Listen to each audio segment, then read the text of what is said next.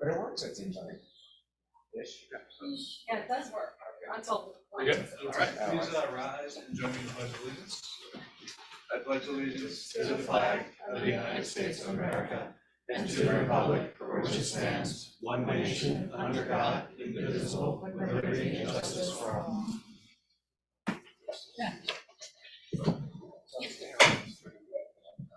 Hold it for a second.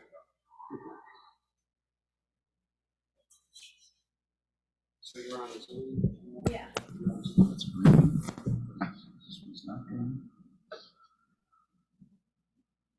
Yeah, okay. All right, so once I see you in the office, I'll be. Great. That term is making up. Slideshow. Yeah,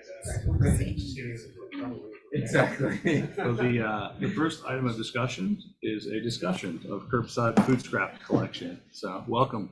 Thanks. So Larry's just gonna get me on the. Yep. Oh, so have your camera off, your microphone off, and your speaker off. Yeah, it's a little. Yeah, exactly. Stand on one foot. Okay, but they're not off right now. Let's turn it off. Okay. Yeah, it's already off. So you're Otherwise, you and get horrible have your feedback loop. yeah, that's all. Just so there's no feedback. But, yeah. Okay. So you're good. Let me just get So you. do I share my screen now? Yeah, you can do it anytime.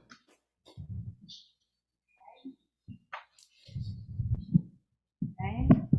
Beginning of this here presentation. Yeah. Worked and everything. No, it's all right. Don't worry about that. Yeah, that's the way it's going to look. Okay. Okay. Especially grass here. So, why is composting so important? 1/3 of food produced around the world goes to waste. In our case, it's getting incinerated, adding to a significant portion of the food, of the air pollution. I guess the sources of air pollution. When we turn food into compost, it becomes a much needed resource. Nutrient-rich soil enhancement at the base of the food chain. And this is something I've been studying a lot. As a land steward, this is something that I'm really blown away by all the ways that looking after the soil impacts the entire ecosystem. It filters water for the watershed. It provides habitat and biodiversity. It helps carbon sequestration. And it secures against erosion. And erosion is an issue here. We have an estimated 30 to 60 years of topsoil left on the planet. 70% has already eroded. It's another one of these devastating environmental realities that people don't necessarily know about. Compost is increasingly becoming an in-demand market commodity as farmers desperately need to replenish their depleted soils. And even locally, compost is becoming a more valuable asset. And so we are turning it into air pollution. So it's a trend that has to change, and it's going to change. And talking about momentum, it's coming from our kids. The high school kids, students are insisting on it at the high school, and there's a group of kids who are implementing a program on their own efforts because the school isn't doing it. Scarsdale now collects, they have 1,700 households out of 5,600 collecting 6 tons of food scraps per week. And New York City is rolling it out. In 2024, they're rolling out to the Bronx, Staten Island, and Manhattan. So I feel like if New York City can do it, where's Westchester? How can we not do it? And there's local demand. Our drop-off program has doubled in size from 10 to 20 toters in the last 3 years. In 2022, we reported 58 tons of food scraps collected. 165 people bring their food to the market. 70 pay Hudson Compost to collect it. And I was asking Anne, who's really been running this program, about the volunteer work, and she said it's roughly 15 hours a week for the last 8 years. These dedicated volunteers are manifesting this because there's no other solution. This is the best way. Which is why I personally feel like that by itself is reason for the municipality to step up. Like, this is clearly a huge, valuable service for the community. And I'm going to turn it over to Anne to talk about what it is involved to actually manage this drop-off program. Oh, well, Thank you all for the time here to talk about this, what I feel is an extremely important topic. As Charlotte said, the village, actually, Brian will remember, and Larry will remember, and Larry. We started this a long time ago, and at a low level, just, making it possible for people to bring their food scraps to Main Street School at the farmer's market. Turns out a lot of people, it built very rapidly, as Charlotte has said. In the last 3 years, we've more than doubled the number of participants in the village, and happily, we haven't even reached out with a major education campaign about it. It hasn't been like a major effort, which I have always wished we could have done, but we volunteers have not been able to actually conduct a good major education program. So if there was a more education going on around it, we believe it would be really jumping high, because it just makes sense to people. They see what they're scraping off their plates, they see what they're throwing out from their fridge, and they feel bad about it. And they know that it's valuable stuff. So anyway, we think it's going to grow. What we do is we're partnering with the school. Main Street School is such an asset to the village of Irvington in the way that they're cooperating, because they started doing it in order to compost the lunch scraps in Main Street School. But, since the farmer's market was located there, the farmer's market, Larry remembers, set up to get the pickup happening. So Main Street School extended who they were receiving food scraps from, and they started receiving it from the farmers market and people that would come to the farmers market. We're filling now 17 to 19 toters per week, which is each toter holds about anywhere from 150 to 200 pounds, and they're 65-gallon toters. So it's a significant amount of food scraps that, as Charlotte said, are going from being incinerated and causing air pollution to actually being turned into very valuable materials that can go back into the soil. I was at a conference of waste reduction by the DEC, and the person who was smiling hardest at that conference was a man who was running the New Milford compost operation. And I said to him, "So tell me about your business." And he said, "Well, I got the perfect business. People pay me to take their food waste. I let nature turn it into compost, and then I sell it." So this is why that Hudson Compost Company started by those high school students. They started to realize this is a resource that we're throwing out. We need to recapture it, turn it into value, and use it, and benefit in every possible way. So it makes a ton of sense over the long term. But I'm going to turn it back to Charlotte. I believe the school is a good partner. Charlotte and I are going to meet with Angel Aviles, the custodian of Main Street School, and the principal, Joyce Chapnick, to make sure that their vision for the sustainability of this program at Main Street School, serving both the school and the village, how long do they think they can do that, or do they intend to do it? Because we have to make sure they're solid, right? Until Todd can figure out what he wants to do or what he can do. And you just made me think, the 15 hours a week is just the compost crew, the residents. That's not even including the school hours that are there cleaning the shutters and helping manage the process. So there's a lot of volunteer effort from the school and the residents to manifest this program right now. And then separately, at some point, we should talk about doing tours of the compost ed and recycling plant, which I'm organizing, and I wanted this when you guys came. So I talked to Todd just to explore and hear what are his concerns and thoughts, and what would we want to have to answer for him to be able to think about this. I mean, he basically says it's manageable. He can work through it. He needs directive to do so. A grant application has already been filed for a yard waste truck, which could serve as a food scraps truck. That's what Todd says, and then he's already set aside the other 50% of funds required to secure the truck. So if the grant comes through, he's prepared to meet the match. Scarsdale used a standard truck for years. They didn't actually have a special truck for it. The villages, Larry can say more, but at a very high level at this point, but I know there's been just exploration between the villages of sharing a truck. And the truck needs to be power washed each time it's used, and then it would drive food 30 minutes away. There's a lot more logistics to sort out, but there's some high-level ones. Long term, we think that separating compost from garbage will result in less need for garbage collection. Everyone I know who composts wonders why there's a second day for garbage collection, because we don't have any garbage on the second day. There's no reason to come back. It's possible for the pilot program. We could suggest that anybody who elects to participate could sacrifice their second garbage day. It doesn't solve things for DPW. They still have to do both routes, but it helps. More opportunities. So the DEC is still offering grants for food scraps. I need to look into that more, but there's potential money there.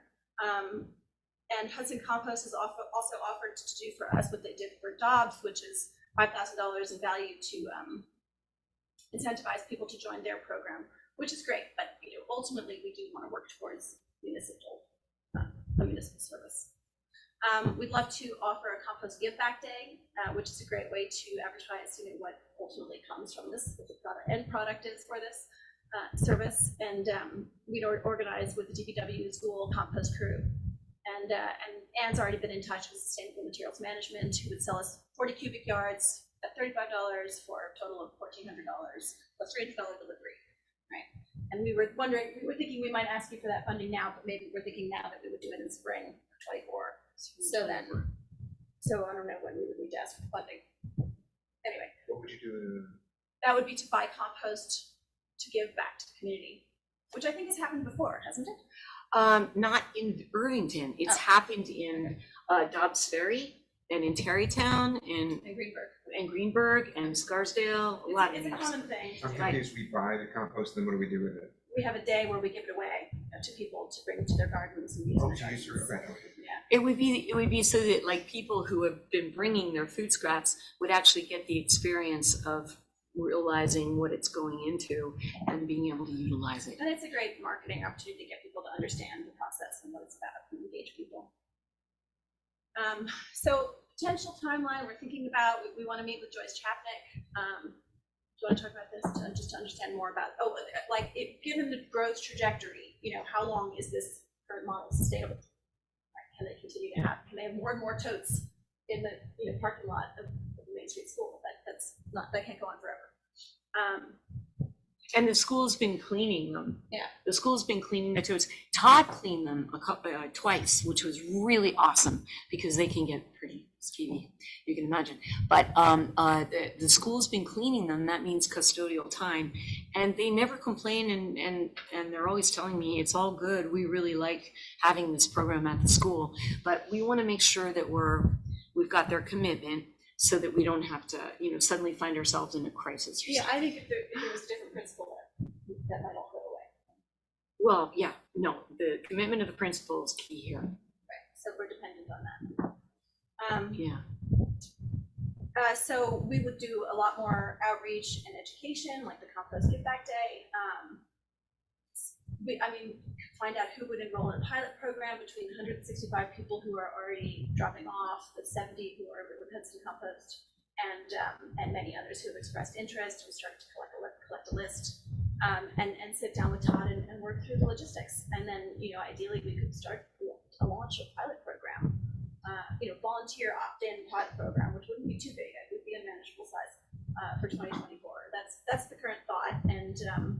And we would, looking at Scarsdale model, they continually do, all the volunteer efforts go, would switch from all this cleaning of toters and being there at the farmers market to, we might do that as well, but it would be really, the emphasis would be on enrolling more people in the program. And Scarsdale does that really actively, forever, ongoing. It's interesting talking to Todd about the history of recycling in Irvington and how it was like 5 to 7 years for people to get their heads around recycling. And they're still making a lot of mistakes. But so it's an ongoing education program. But tell them what you saw in London. Yeah, in London, it's really interesting. They built out to have residential pickup at every residence, even though people are not doing it necessarily. I noticed as I walk the streets of London that many people are not actually putting their toters out with their compost, but the councils in each, council area have provided the containers and the trucks go around. They do it anyway. Starting with the infrastructure. Well, they have even less ability to deal with waste in a small country like the UK than we do. So they're pressed. So that's basically it. We have two last thoughts, which is there's 3 toters that are broken, right? That we're Yes. hoping to get replacements for. Yes, that would be really good if we could get 3 more toters and get rid of the broken toters. And then you wanted to ask Larry, about if we're participating yeah. in the county subsidized election. Yeah. Guard staff. Yep. And that's it. Yeah, so I guess I'll give a little perspective. Since we started at the farmer's market, we've been trying to work with the other municipalities. Greenberg said, we'll take the lead. We're going to buy some trucks. We're going to take care of it. Don't do anything. Yeah. Next year, Right. and then next year, and then, so Yeah. we've switched this in 2023 to saying, okay, Greenberg's not going to help us, so can we work as all the villages? We've already met a couple times. We're actually meeting with Scarsdale volunteers tomorrow. All the mayors are. Our understanding of Scarsdale is it's still largely volunteer-led. They have dozens and dozens of volunteers.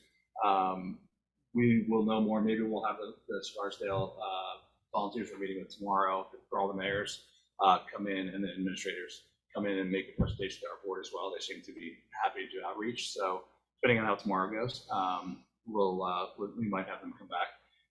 But this is something we've obviously been working on. We actually kind of did the rough schedule of a shared service for all the villages, because if it's 1 day a week, if we had a dedicated truck or 2, we figured probably 2, we could have each village have 1 day where it's picked up. So it's something that we're working on fairly actively. Time frame, I don't know if it'll be 2024, but I think once it happens, it'll happen fairly quickly. So but it seems like there's buy-in pretty much all the villages, I'd say, Larry. Well, I don't know about all yet, Not necessarily how much. but they're definitely committed to working on it. Yeah. Where everyone stands after they work on it, I'm not sure, Yeah. But that would be one trip between 5 villages? we don't know the We don't know. logistics. They were Yeah. talking 1, 2. Yeah. We did a bunch of. 2, I think. We kind of did a bunch of scenarios, even how you would rotate among the villages, what made sense. Oh, wow. So Yeah, we have I to. should ask you about this first. Yeah. Well, we have to get into that more deeply, though. We don't have details like that, but Yeah. we really have to dig into it. But who digs into it, which villages are involved, we're not sure. But I think the general consensus is there's a solution out there, but it's a shared solution. Right, We just don't know who's going to be sharing right now. So we'll see. I have a question.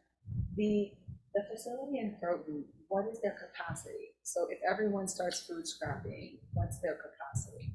They will not be able to do all of the potential food scraps waste of Westchester County. That's known. Yeah. But the Compost Ed facility is there to demonstrate. I think they're doing like 6,000 pounds per day they take in. I mean, it's a huge amount that they can do on less than a half acre. And that's what their point is that what we want to do is, just like a lot of problems like solar energy and stuff, you want to distribute it in small, convenient, carefully packaged facilities, rather than have, only one giant facility, covering a whole area. That's where I'm getting to. Yeah, So what okay. I'm getting to is, I guess, what does the future look like, right? Because if this is very successful, then I think Croton is not the answer. It's not the full answer, no, yeah, Yeah, for sure. There's definitely people looking for additional locations to set up new facilities. so What, maybe for the mayors to think about this, which is that you're gonna need facilities. We do absolutely need Yeah. absolutely, And absolutely. it would also help, right, the more local they are, so you're not driving this 30 minutes. That was my question. So I just want to confirm, and I know we talked about this, but like in the short term, the idea of trucking garbage 30 minutes for environmental reasons seems counterintuitive to me. But I would imagine the gains outweigh the Yeah, fossil fuels of getting up there, right? tons. Oh, they do, because if you weren't trucking them to Croton, or I mean, I'm sorry, Cortland, to be composted, you'd be driving them to Peekskill, Right. Buchanan, to be incinerated. So what I mean? Yeah. So, but you're thinking the right way. All of these environmental problems, going as local as possible is the best way to optimize the benefit of the sustainability And I mean, measure. Anne was saying to me earlier today, there's other campaigns that are worth adding into our education, like, less of this sort of single-use compostable utensils and stuff, Yeah, which are really yeah. also not ideal. We should go back to metal utensils and ceramic cups and dishwashers. Yeah, we really have to continually educate about waste reduction as well. In other words, most of us are throwing out a lot of good food that could be eaten, right? Or buying too much or whatever. But in addition, this single-use compostable thing, everybody's feeling very comfortable about it right now. And we're gonna have to get uncomfortable with that too, and begin to use less of the compostable plates, forks, knives, spoons, cups, bowls. Yeah, I mean, it seems like a good business idea for someone, right? Because you have, I think in Westchester County, if everyone is listening to this talk, but it's like 400 million pounds of, I think, of potentially compostable food scraps. Yeah, and I think the facility in Croton can't handle. This is what the CEO, anywhere the near founder of Hudson Compost. Right. Is And the, No, I was just gonna say that it's something that, like, again, you pay for them to take it, and then they sell what they make from it. Yeah, So right. it's a good It's a model. good And it's business. only going to be more and more valuable. Maybe we can get into this business. If I was a young person right now, I'd be looking hard. I think those high school students that started Hudson, they want to do a vertical, business where they collect it and they compost it and then they sell it. They do the whole 9 yards. They're smart kids. But it just seems that the answer is a little more holistic, because I think we can start it, but we're gonna be in a place where if people really start doing it, we need a solution, because it won't be anywhere for that to go. Yeah, the county is also though looking at biodigesters and also putting food scraps into sewage treatment plants. So you know what I mean? It's not, and I know a company, Bioenergy Devco, that's developing biogas digestion in Mount Vernon. So believe me, Cortland's facility isn't the only game in town that's being worked on. There's a lot going on, but more hyper local, like you said, we can do it. We still need to encourage people to do their backyard composting when they can. I mean, people that can't, but people who can, that's a good thing. Yeah. So. And by the time, they solve that, maybe we'll have got all our systems in place. Like no reason to take the foot off the gas. Is the Cortland facility private or government? Private. It's CRP. They've been collecting waste from all of us for decades, and their family, Anthony Carbone, has started this new initiative, a new, section of CRP. It's now the compost facility. I know, I think that's so cool. I was so excited when we finally got a private company to form around this industry. That's what we need. And that's what Hudson Compost, these high school students are doing, a private company. They're in their 20s now. Well, yeah, they were high school students. Right, when they started. It's amazing. Yeah. So it's an exciting new, opportunity, for the future to do something good that also makes money and makes livelihoods and good livings for people. It's where we need to go with all of this stuff. There are other interesting solutions, like the guy who started Nest thermostat, which sold to Google, has now got a project called the MILF, and it's a in-home compost bin that dehydrates your compost, which takes a huge amount of the issue away, because then it just shrinks down to almost nothing.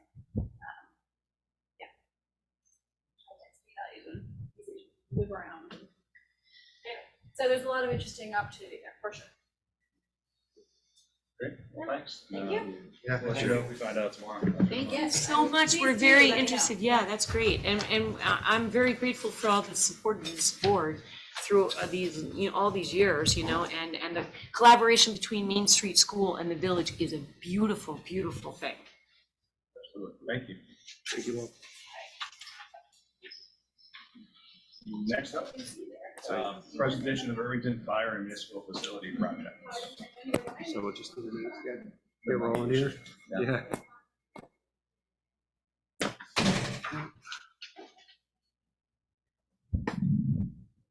Evening, everyone. All right, welcome back. Thank you so much. Yeah, so, Oh, sorry. yeah, no, just quick to circle back. We were last talking about this back in February, the end of February, down at the senior center, as it turns out.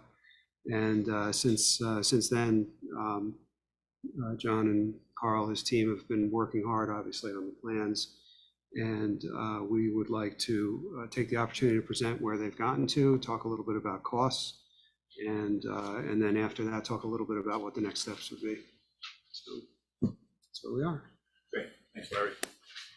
I'm sure everyone knows who we are. John Sullivan, Carl Ackerman, Solar Architecture, and yeah, we've when was it that we met last? 3 months ago. February 28th. February. Remember it well.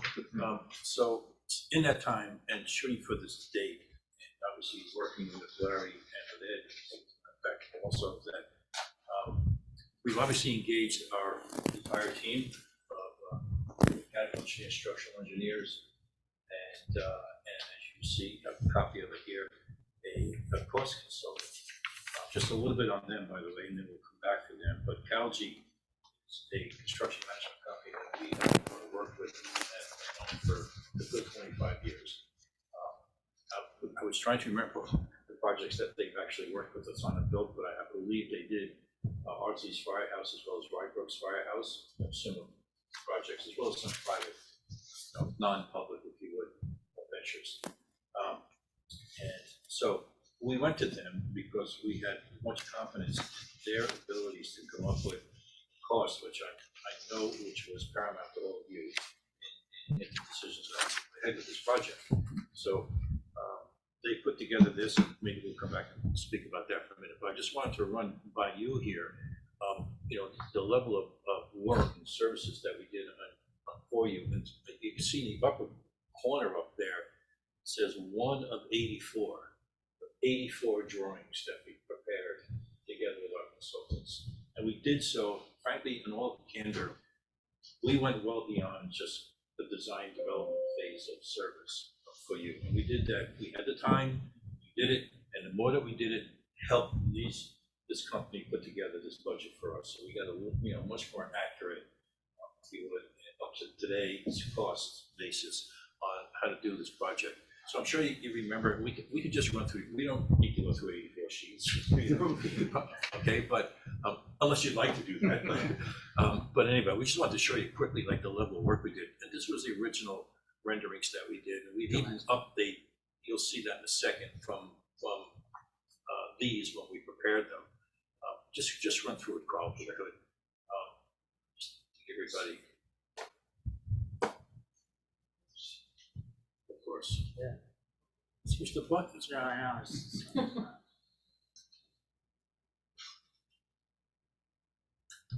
All right, so what we've done is we've gone through and have really updated the plans a bit. You can even see it from that drawing in the upper left. It looks a little bit different than the perspectives that you saw a moment ago.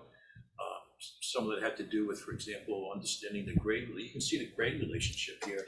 That's the sidewalk line going down to the right. You can see the height that we have from the sidewalk going into, if we want to go straight into the building. Granted, a lot of details we need to work out later, but they bother us as designers. But in any event, so we've been tweaking some of that. The plans, these were, for example, code review. You just keep going, man. We just showed them some of the stuff. Complete code analyses here, which I know that Ed got into. Some Demolition plans. demolition drawings, just roll through them, man, so that we don't just keep going around in circles. But we did all of these plans here. We massaged the plans a little bit. Go back real quick, you can see that we still have retained the police firing range in the building in the back.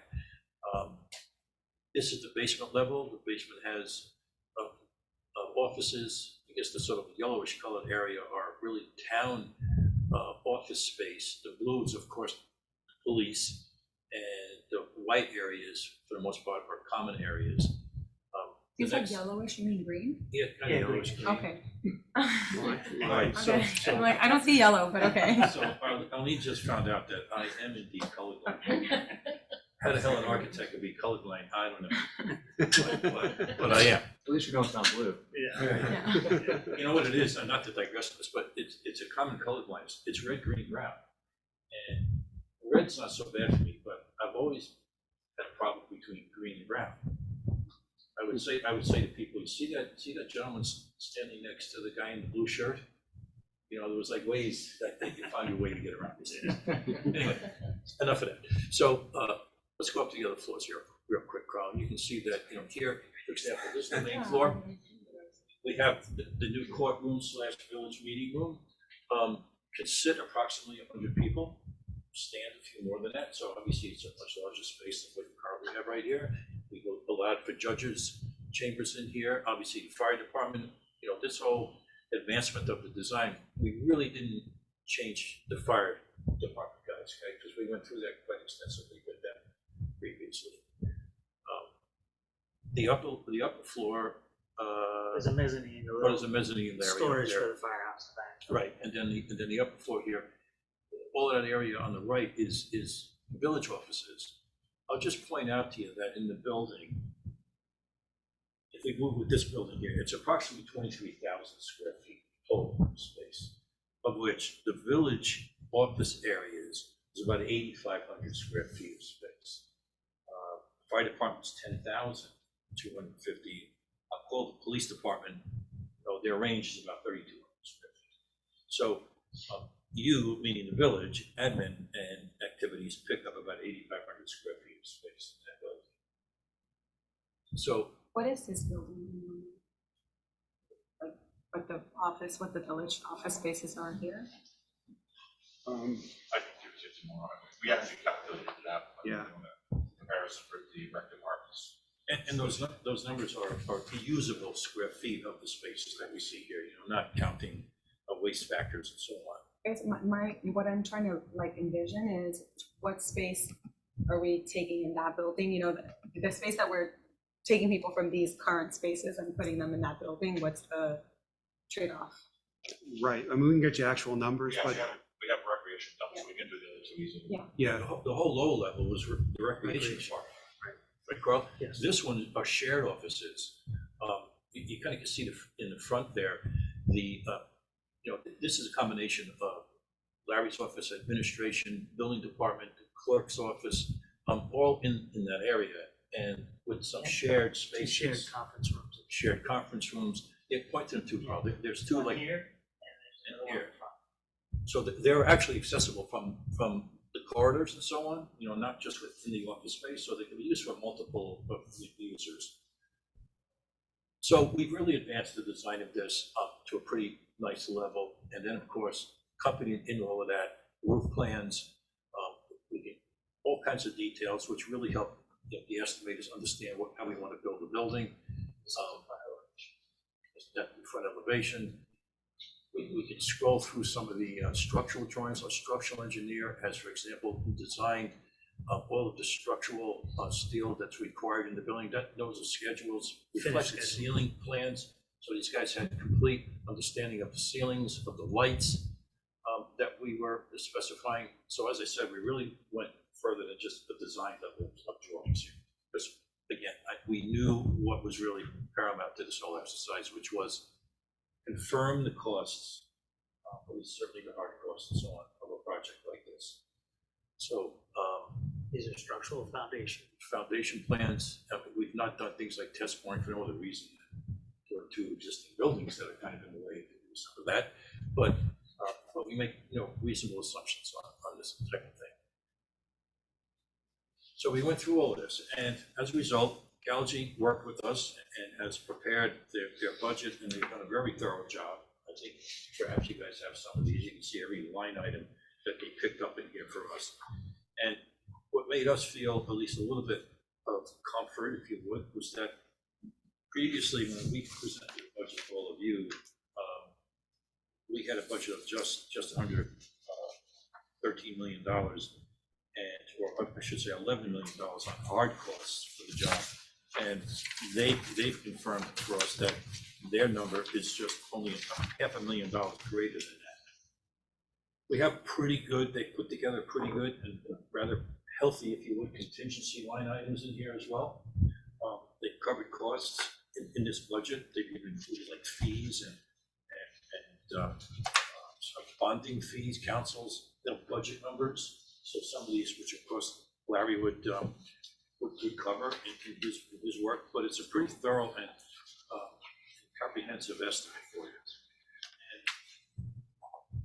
so yeah, so their hard cost number is $11,323,000. And ours before was just under 11, it was $500,000 less. So in a way, I guess I kind of felt somewhat comfortable that at least what we were thinking of before, they have validated for us. So anyway, that's where we are with this. We've gone pretty far, and here's a budget for you to think about, as well as obviously the design of this. We have plenty of time to come back later and tweak the design of this. We'll take it to the next level before we complete anything, put it out for bids, and so on. So, is there anything you want to add to this, Ben? No, that's pretty comprehensive. Yeah, maybe we could just kind of summarize where we are right now and why we're doing this step now. We plan on taking this to a referendum if we decide to move forward. In order, the timeline's pretty tight. So in order to get on the November ballot, we have to, I think August would be the latest we could set at the county. Early August, yeah. So we kind of have to figure out if this is something we want to do in the next couple months. That doesn't mean that the project plan has to be finished and perfect. We just have to figure out if we want to pay for this. And now we have hard numbers. We had your analysis of it, which was obviously pretty good. Now have the experts doing the cost analysis. So we'll know what, if we go forward with this, what we expect it to cost and what we probably have to bond for, / get grants for. Because it happens pretty quickly, to be frank. I think we have to know if we probably want to decide next meeting or July. Yeah, so our plan was obviously have a chance to present this now, talk about the costs. I do have a little additional screen to show you regarding costs, but we'll give you a chance to ask questions, feel comfortable with it. We then, Katie and I then plan to come back at the June 22nd meeting. Which is Monday. Thursday. Thursday, Yeah. right? Next Monday is the next meeting. Yep. Which is Juneteenth. Right. So The next meeting. we would plan to come back with a discussion about the plan for financing this, based upon the costs that were presented and discussed here. Try to translate that into essentially the impact on the taxpayers. This is really what we want to get to. We also want to discuss different options in terms of financing, whether it's, to what extent you use your existing fund balance to help with this project or not. And again, boil it down to what it all means. What we would hope to get to after that meeting is an indication from the board. You're not necessarily voting on it, but at least a straw poll to understand whether you want to move forward to a referendum with this project. If the answer to that is yes, we'll then come back in July with a bond resolution. The bond resolution will authorize the borrowing of the money, but it will be subject to a mandatory referendum. And then that referendum will take place in November. So we need to, although it may seem like we're doing some important stuff in the summer, we need to get to that early August date in order to submit it for the referendum. Otherwise, it can't be on the ballot. Yeah, and then after that, Exactly. September, October, we could be talking about the project. We could be tweaking the project. We can be hearing from residents about the project. Like, Exactly. nothing really happens at the referendum in November, but we have a lot of steps to get to just to get it on the ballot, if that's what we want to do. And I would expect there to be at least one informational meeting where residents can come and understand the project, take a look at the various drawings, hear from John and his team, and ask questions, try to get some answers there, understand what the financing is, which we'll be answering. You know, and I expect one, and you can do more than that, obviously. It depends on what the conditions warrant, but that can be done at a casual pace in the fall. We're not sneaking anything through in the summer here, We'll do that in the fall and then in the time leading up to the referendum, so that people are fully informed. So these costs do not include any costs involved in the theater expansion project. Has the theater,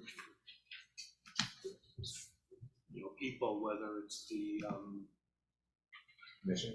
right, They're like theater the commission. theater people. who Right. need the stuff. The commission or the employees, Right. Been involved, have, oversight, have thought processes, and, that's an additional expense. And is that gonna be borne? I know we don't have the answer for this right now, but will that be village volunteers going around raising funds, or is that gonna come from outside grants, in addition to the grants we'll be looking for this project? Right.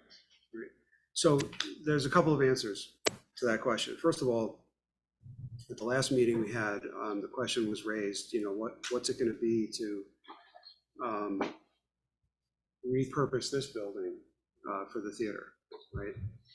And any changes for police. And the police, right. So we put together, and that's what's shared up there. So just to show you why there's a separation here, that task was not part of anything that's John Sullivan's firm was working on. We didn't task them with that. They had more than enough to do on the firehouse part of it. So, through Ed's work and, we put together essentially plans. They're conceptual plans. There's nothing drawn. But the concept is that the spaces that'll be vacated in this building will be repurposed to allow for a very modest expansion of police offices, probably into this space. And then the upstairs offices that are on either side of the lobby would be retrofit to accommodate a combination of theater and recreation uses. On that level, we would expect there to be some sort of a box office location, something that the theater can use. The lobby, of course, is available so that then people can, during intermissions, go up and down between the theater and this level. And the remaining spaces on either side of the lobby would be repurposed for recreation spaces. So, one of the components of this plan that we talked about was the idea that the recreation offices would be moving from 71 Main to the new facility. But they have a need for programming space, not, we wouldn't be able to offer a space as large as the senior center back room, but we'd have spaces that could be utilized for various programs that they run on either side of the lobby upstairs. In here, upstairs, yeah. So that's the concept. Those costs. And I'm sorry, because I'm trying to picture this. And then the rec building would be used for nothing? The concept, again, you all have to approve this, but the concept that we've been pursuing is the idea that we do need to acquire a piece of property across the street in order to make this plan happen. And we would expect to divest ourselves of the recreation center. And the net cost of those two transactions, estimated, believe me, is shown as the 300,000 up there. So that's again, a purchase of a piece of property and this disposition of a piece of property. So what is this $120,000 item for the retrofit? Because obviously it's gonna cost a lot more than that, right? So the extent of it Yeah, really. I can outline that real quick. Yes. So the extent of that was to rehab this whole space all the way down through the chief and lieutenant's offices now, for the police department. Retrofit the HVAC upstairs and get it ready, not do the full blown out big grand entrance that was gonna have a new elevator and new identity, but to use the facilities that we had and remove all the walls we built with Calgary's help a bunch of years ago, and open up the spaces. We did a quick analysis for the rec department that showed they're gonna increase in their square footage, although they're not gonna have that big space they have upstairs. rec center, but their overall usable square footage from this building to that building has increased a little bit. But you could do all that for $120,000? So remember, you're not building anything. Yeah, you're not building anything. You're just removing walls and carpeting. We have some square foot prices, and yeah, that's the number we have basically there. I mean, it's a lineal footage number. It's 130. Is it 100? No, I. Because we haven't sat with the police on it. If they want to put a shooting range in here, well, they have $200,000 to the number. Right, right. You know, that kind of thing. So, you know, if they want to do a vault in here, it's a problem. If they want to take out the vault, that number will increase drastically. But if you're just talking sheetrock, carpet, and ceiling tile, we're comfortable with that number. So that's a minimum plan to get the space usable, to allow the theater to spread out a little bit from where they are. So the entrance still being through the side though? Yeah, You know, we wouldn't change any of the entrances. What we would do is bring the box office down to the clerk's office in the front, close those doors, and then make activity, I call activity rooms. We have a breakdown, I'll share with, Larry has it, we'll share with you tomorrow. Right, but if people coming to a show, would they enter the main thing? Whatever the in front? theater wants to do. However they want to do it. Went downstairs and go up the elevator. Yeah, 'cause the they can. elevator If they wanna go stops. around, they can. the elevator stops on the lobby upstairs and Are there steps also, or can you, there's no steps. there's no way to connect to the other steps? No, the landings don't fall in the right spot. Whoever designed that. Yeah, but again, you know, to get 300 people up in one elevator is probably not practical. You have to have some people coming in through here, right? Yeah, there's definitely some drawbacks that have to be worked out, but what we're trying to show is at least a minimum of a plan to get the space repurposed and usable for the theater operation. Will we, I mean, I guess maybe a better number that, I would like to see is like, and I guess I can't picture that, so maybe it's in my own head, it's very choppy and like, what would it look like to really get it very operational, right? Where you don't have like 300 people, 50 people going up one elevator. I guess it just would be choppy, right? Like people would be coming this way, people might be coming this way. So we anticipated this to just be a usable transition and not the full design, because, no, fine, to get the theater involved and to design, it's not gonna fit in the time frame we have here.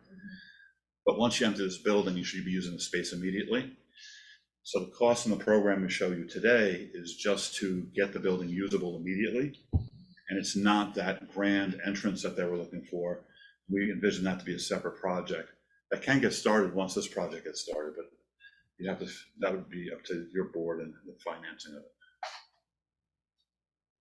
I mean, there's ways of connecting the staircases that would take up Larry's office or something, but you can't get there until you get out. I mean, as soon as you want to start. Yeah, and the box office upstairs needs to be out. Yeah. and That's box- where the The stairs stairs fall. come up in the box office and the storage room on both sides. So we would love to build the grand stair back, but that's an endeavor. That's a very expensive endeavor. And yeah, it can easily be part of the project, but if you want to start the architecture, if you want to fund it, you should understand the funding of it and start that process. This 120, which is a little over a moving number, was just to clean it up, get the police more elbow room, and get those spaces usable and not leave them abandoned like they did when they built the library. Upstairs was abandoned for years. Yeah. So I guess when we talked about this in February, my thought was a bit different, which what I would have liked to understand is more comprehensive plan of like where we're going and what it is might cost. I understand that this is not it, but I understand the limitations of the timing. Well, it's not just the timing, it's the authority to hire an architect, Understood the timing and the funding. the funding, and and what the plan- we need the right, direction from planning you guys. justifier You give us for the, it. you give us the, Yeah. you give us the I- direction, we get an estimate from them, we give it to you, and we start the No, I process. totally get it. I totally understand it. I just wanted to say that like in my own mind, I would like to see sort of like where we think we're going and what that might cost overall, so that we're not deciding on a piece. That's just the way my brain works. Like I like to think of the totality of things. And I think most taxpayers want to know that too, right? Because if you say my taxes are going up X for this project, but then we're contemplating these other projects that are sort of left uncontemplated, that for a taxpayer in Irvington that pays a lot of taxes, that's a concern. I think one thing that I'm a little confused about, and I'm not saying it's bad or anything, I'm just saying it's different, is when this was first brought up and the math was presented on this construction, it was, because we even had a back and forth about it, it was like, well, the theater was trying to raise X amount of dollars for new entrants, and then there's Y amount of money for the firehouse, and if you add those together, you get this amount, so you were gonna get this anyway, so it's really only this much left over. But this presentation does not include the redevelopment of the theater, right? Because we were going backwards. Remember, I was saying that was gonna be private money and you're making it into public money, which isn't a bad thing, but we should be explicit about that. But now that's been dropped out. So now this 16 number is only covering the move across the street and not covering, as you just said, you know, any, yeah. And that to me, that's different than what was presented at the beginning of the project.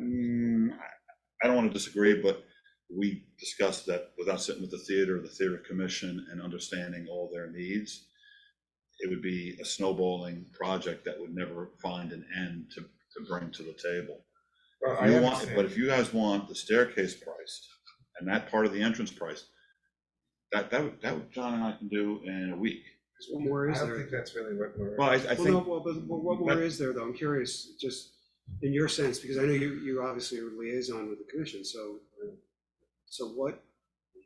Just to be clear, this question I have right now has nothing to do with the commission. It had to do with me Yeah, trying to I understand the know. project at the beginning and feeling like it's different now. That's what I'm Right, saying, yeah. right. So our understanding of what the theater was looking for with the revised entrance was the idea of having obviously appropriate facilities in terms of, breakout space, lobby space, Absolutely.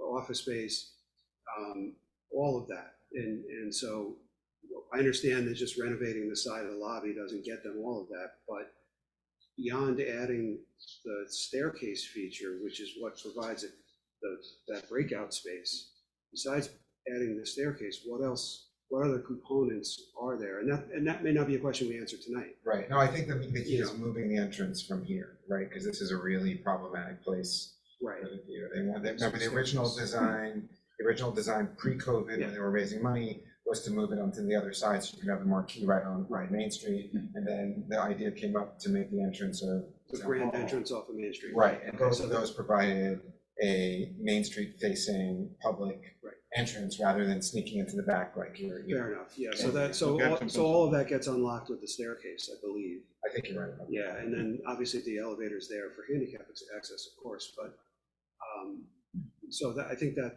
That's doable. but beyond that, I mean, and this is something we can talk about with Greg, for example. Sure, I don't want to speak for him. Yeah, no, of course, and see whatever other needs they may have had. But anyway, that's. Yeah, but I just understand wanted- I was really just talking about dollars and cents, like Yeah, that, the justification, and I don't think Ed, you were here that day, I think it was more about the finances, it was, or you were here that day, okay, then you stand corrected.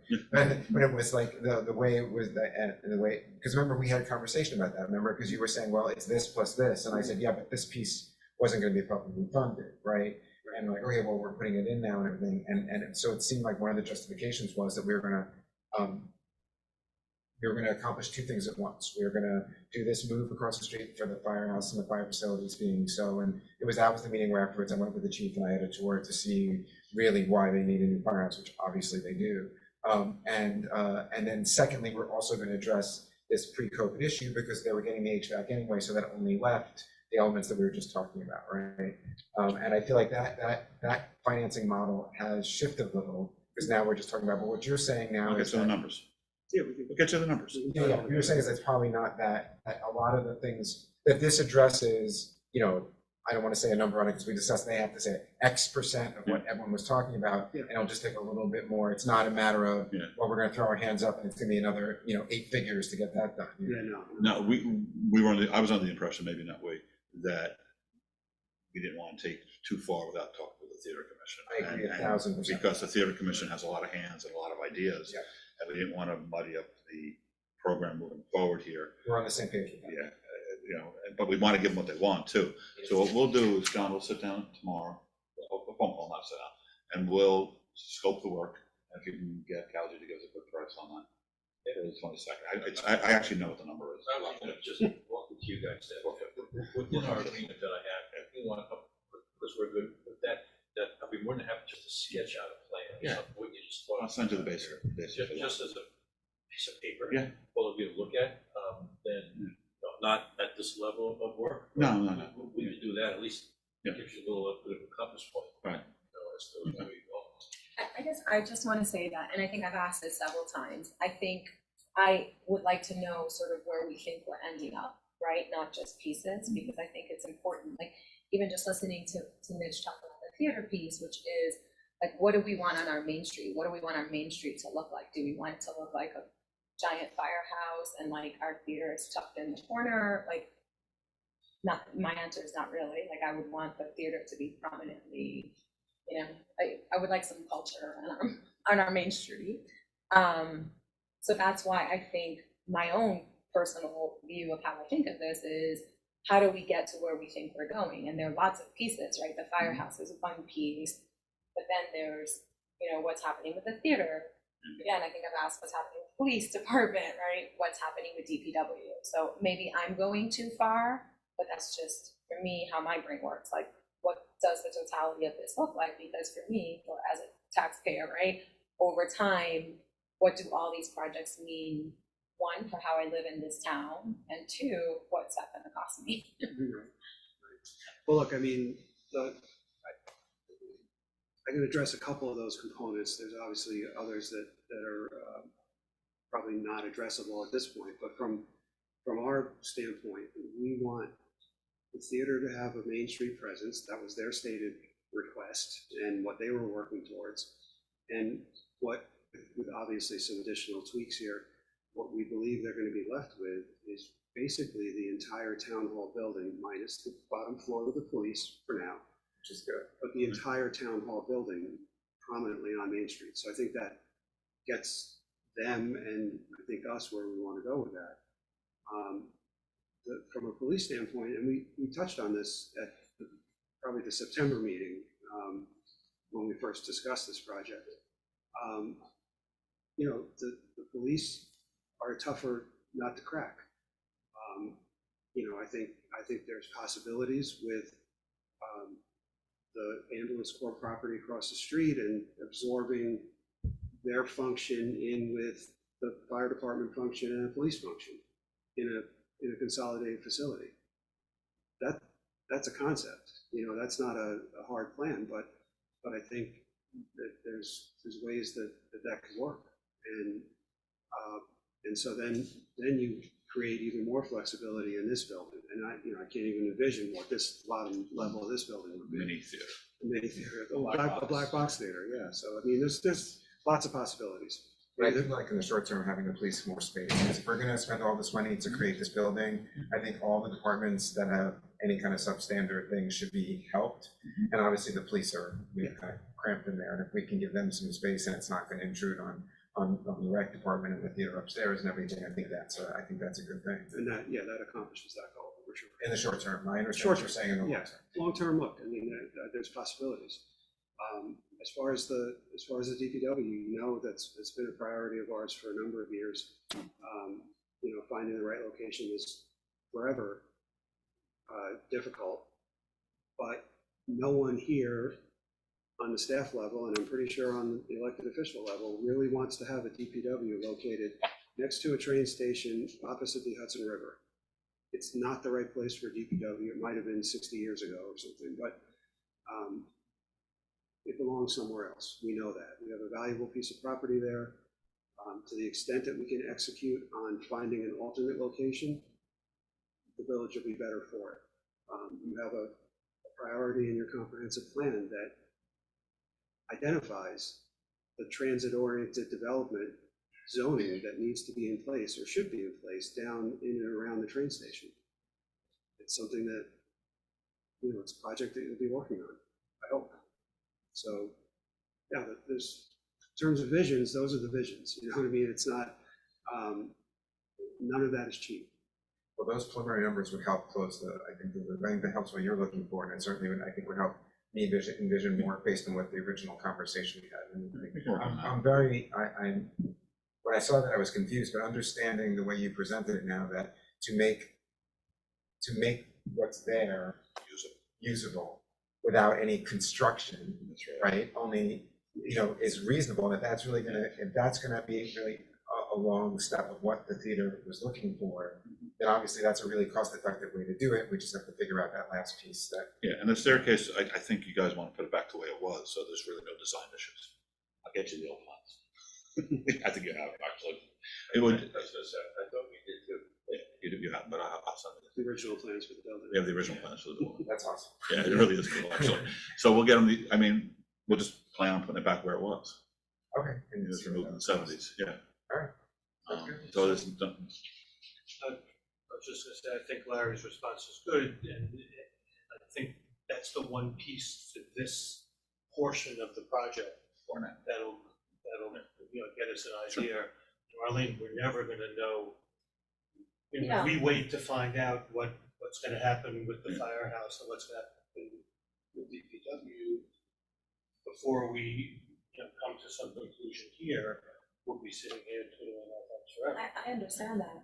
I think though, we talked about the theater, right? Like we talked about these things together, and I think, I just think people will have those questions, right? Like what, I for sure gonna have those questions, but I think we have to be ready, like we have to have thought them through. We can't just say, this is so hard, you know, like we can't get anywhere if we don't. Well, the theater, I think we're gonna get some Okay. immediate Yeah, we just didn't go numbers. far we enough. weren't right? doing And then I So think we didn't over go the far next enough, 2 right. months, the theater Under- commission's yeah. gonna need to be involved in this They conversation. want to be very much, Right. yeah, and that's why That's gonna be part of the I'm conversation. glad you said it the way you did, Ed, because I agree with you 1,000% on that. I think the commission needs to be consulted as to what, you know.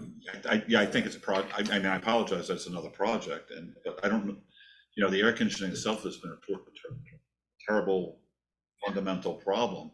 And in the designs, we've been making sure we don't go anywhere near the stairs, the Right. proposed stairs. We mentioned that, and we. It's very complicated. So, I mean, we're not thinking about it. Yeah. But what else the theater wants, because it's gonna be difficult. Yeah. So, but the stairs are easy because we know what we want to do. We want to do what it was. Right. So we can just bring it up to code with some steel, because it was all wood original. I mean, I think that's. They'll still show wood, though. So as a result of this conversation, I think we've actually moved forward, right? We were not really there, so I think it's important to have these conversations. Even if thinking about the whole plan and not really getting there, I think we still have to show people that we understand like the totality of what needs to be Yeah, I done. think the only thing we can compartmentalize is DPW, because it's, Yeah. if we had a solution across the street, we'd go for it, And I don't think we're moving them across the street. but there's only so many buildings we can buy over there. Yeah, right. Would you want them? That's what I was saying. I don't think. No. No, yeah, no, of course not. Let me just tell you, our Main Street planning sucks right now. If you're gonna put them on Main Street. That would be a hard design solution. Thank you. Don't go along with it if anyone suggests it. At least they don't have a building we're replacing either. Like the DPW garage is not exactly a landmark building. No, but it's a very valuable piece of property, so. No, the property, That makes moving it a little bit easier, but where is the hard part? So that's. It's a landing point that's hard. Yeah, to take it off, yeah. Exactly. I wish that we repurposed the range in the woods, but I guess that the woods are up, Yeah, there was talk of that at one point, I think, kind of makes sense to me. yeah. You know, to that point, I was just mentioning, I was at a housing committee meeting today, and very interested in meeting with the program that the PACE Land Trust has put to help with sort of planning and resources, right, to look at what might be able to. And if housing it where the rec building Yeah, that's a great idea. on But Main that's, Street. we're getting way ahead of ourselves there. Worry about that. Any other questions about this, design-wise, money-wise? Do we have an idea of like what we get grants for as part of this? So we've had discussions over the last probably 8 months talking about, elements of the project. I think the most likely candidates are the Justice Court construction, which is obviously replacing a very substandard Justice Court with a more secure, compliant location. So that's an opportunity. grants, straight out grants for firehouse construction are far in between, and there's especially not for relatively wealthy communities like Irvington, not disadvantaged communities. There's money available at times for disadvantaged communities, not a lot for communities like Irvington. So, so that's difficult. I think there's an opportunity on the federal level and our local representatives to be involved in the project and understand the project and see if it fits with their priorities. Reached out preliminarily to our congressman. So, yeah, I mean, there's nothing, at this stage, there's nothing we should be doing in terms of actively applying. Obviously now, as the plans, get closer to being quote unquote shovel ready, then it becomes much more easy, much easier to apply. But the other elements that we would want to look at are the energy efficiency aspects of this. And I don't know if you wanted to summarize what's been going on behind the scenes, what we're planning, but in terms of heat pump, in terms of solar and all So that. we had a preliminary meeting with the engineers to get the heat pumps, try not to use any of the fossil fuels that are there. And we're pretty close to being there. And we didn't want to interrupt the process to get you the pricing, which we got on all the way on Monday. But I just spoke with Carl and John, and I asked to meet with their electrical engineer and bring his solar person in. So we're going to do that in the next couple of weeks. And that's part of like the contingency when we said that are not allocated yet, like the batteries and that kind of stuff. We're not there yet. But we have a number there. The number's in there, but it's not allocated yet. And those are highly fundable. You know what I mean? Those are very good candidates. I also feel that Larry and I were talking about grants as well, and the way this will happen, or at least preliminarily, it seems it'll happen operationally on the financing side is there'll be a chunk like in year one, a chunk in year two, and a chunk in year three. So if we kind of get the grants, if we don't have them before we, go to the referendum, probably won't. But there's like chances along the way that you don't have to fund all of it. I'll say all the year two piece or all the year three piece. It's not one shot at this anyway. So gives us, we have some runway to find some grants. Part of this project, part of the project, renovating an existing building and making it far more efficient, more new. And it's not like we're building a brand new facility holistically. So that's where there's great opportunity there. By Replacing, building it and replacing it, upgrading it. energy efficient. And who knows with the theater piece too, like you're renovating an old theater back to the way it was. There's gotta be something. 1903, yeah. Sounds like there should be. Right, thanks guys for all the hard work. Thank you very much. I appreciate the presentation and the answers. Thank you.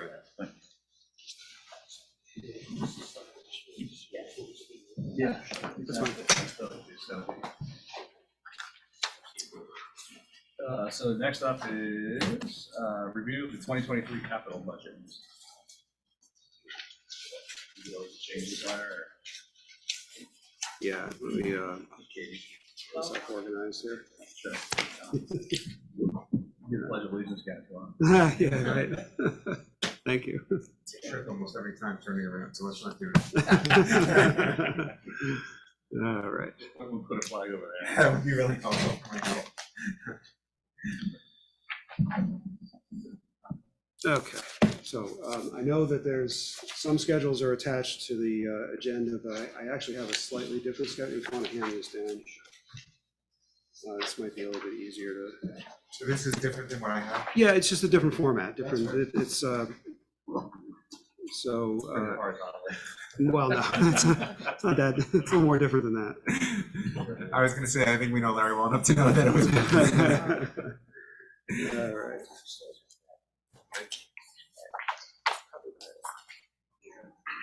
Okay. So, yeah, okay, yeah, that's fine. Okay, so the schedule that you have here is a list of projects, basically by fiscal year. And then within the fiscal year, it's broken out by department. The projects that were somewhat updated since the last time we talked is we moved a radio project out of 2023. This is for the police department. We moved it from 2023 to 2024. And really just based on timing and the expectation that it's a pretty extensive project and they wouldn't be ready in fiscal 23-24 to do the project. So no reason to allocate the money that early. So that project was moved out. We also, in the Parks and Rec departments, on the second page of that schedule, we added what I'm calling a second supplemental for the senior HVAC. We now have firm pricing on our HVAC equipment. We have pricing on also a companion project, which is the replacement of the roof and the reconstruction of the parapet at the senior center. All three of those are projects that have been approved in the past, but we're short by $75,000. The $75,000, I'll note, also includes $15,000 set aside for the temporary relocation of the senior operation.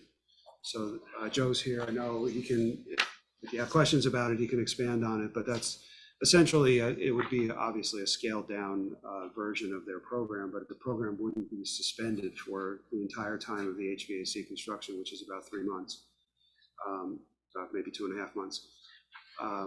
So we'd be looking to run it out of a different facility to a lesser extent. So, I was at the library board meeting Monday, and they were offering free of charge of their spaces when it works for them. right, yeah, and I think, Joe, do you want to say anything about that? Yeah, the library has generously offered time, but it doesn't fit. We can only really use it 9 to 10 o'clock in the morning, and we're trying to find a home, a place where the seniors can hang out and stay and be part of it.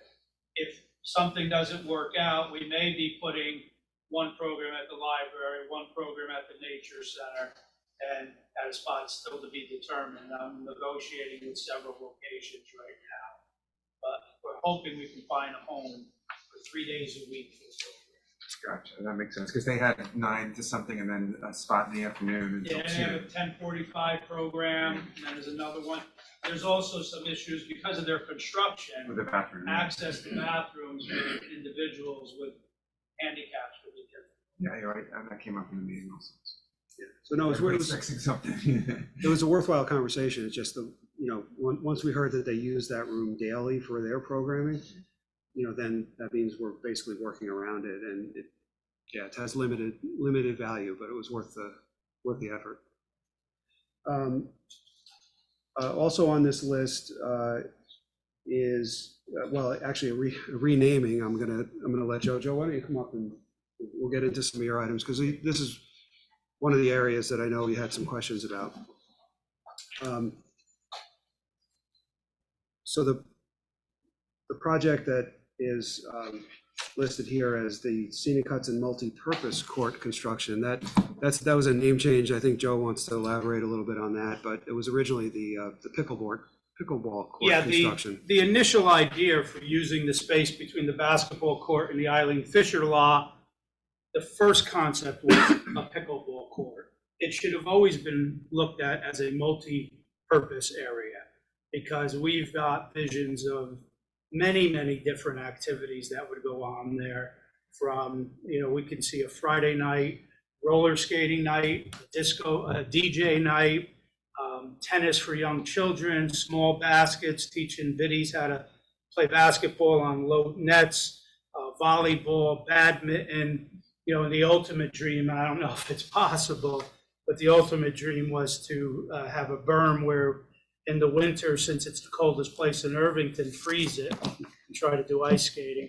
That's a real dream, but as far as the rest goes, it is, make no mistake about it, it's a multi-purpose area, which will allow us many, many different opportunities for all different age groups. So it would really be a great addition to Scenic Hudson Park. And Joe, I would just say his first idea wasn't a pickleball court, because we've been talking about using that space. Well, we always talked For 10 about it, years. right, we talked about a multi-purpose area, and then it kind of died. And then when pickleball exploded and, you know, we became part of the pickleball world, I was actually meeting with a pickleball enthusiast who the mayor happens to live with. And she Legally bound. she had We're some, starting rumors, Jeff. she had some great ideas, and we were sold on it. As you know, we started at pickleball inside the high school this winter, and every session filled within a matter of an hour. So people really want to do it. And please know, this is not a fad. Pickleball's here to stay. Like other activities, it'll level off, but it's not going away. And I know there were some concerns that if we build it with just the intent of it being pickleball, that wouldn't make too much sense. That was my concern. Okay, I But I love promise. the multi-purpose and that's. Yeah, it will be multi-purpose in every sense of the word. There'll be a little fence against the fence that separates the property, a little yard, if you will, where volleyball nets would be, where all the different types of things you're going to use, and depending on what the night is, you can bring this stuff out. So I just want to see Joe in short shorts and white roller skates going backwards. so would a lot of other people. Since we're on it, if you don't mind, can we possibly, because I really feel for our guests here, can we talk about the Memorial Park project? If Yeah. that's okay with everybody? Absolutely, yeah. I'd appreciate it. So we've been working with members of the Clinton family and the Clinton committee and friends who are here tonight for several months now. The big field at Memorial Park, which is used for JV and varsity baseball, has really not had any renovation done to it. I can't even remember the last time. It was actually the first project I worked on in 1986, and I think that's the last time we put any significant money into it. But the committee came to us. They wanted to try to find a way to honor the memory of Brian Clinton. It had tremendous support, not just from the committee, but everywhere we turned, from people who heard we were working on it. It got tremendous support from the Recreation and Parks Advisory Committee. So we started looking at something to do. We originally hoped we could build a batting cage right off the corner of Dow's Lane and Broadway, where the new drain runs through the park. That corner of the park is now wide open. It used to be very, very narrow. So we thought we could put a batting cage in there, but the cost just became just more than we ever thought it could be. And one of the main reasons is it needed to have a handicapped accessible ramp, which was $50,000-$60,000 on its own. And I know it might have even been more than that. But working with Han Engineering and with Ed Marin, in order to build that, we would have had to meet the requirements by putting in a ramp. And so the cost of project scared us away. We revisited, which actually I think might have been the first idea of the committee, which was to redo the dugouts and the backstop. The dugouts and the backstop is a great idea with a memorial sign at some point that could be put up. We got prices. We worked with Doug Hahn and Han Engineering. We brought in IQ Landscapes, John Impiano, who's the gentleman who did Matheson Park for us. And again, the prices were still crazy, but we think we can build a tremendous project down there with a commitment from the village of $50,000, with a $40,000 donation from the Clinton Committee, and we'll end up with a great product at Memorial Park. I'm hopeful that there'll be some local contractors that will also work with us and do some of the project with us.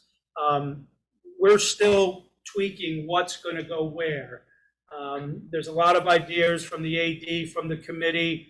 We're waiting for you guys to say yes, and as soon as you do, which I hope you will, we will get the ball rolling on this, because the goal is to try to have it up as soon as possible, and without question, have a wonderful opening day in the spring of 2024.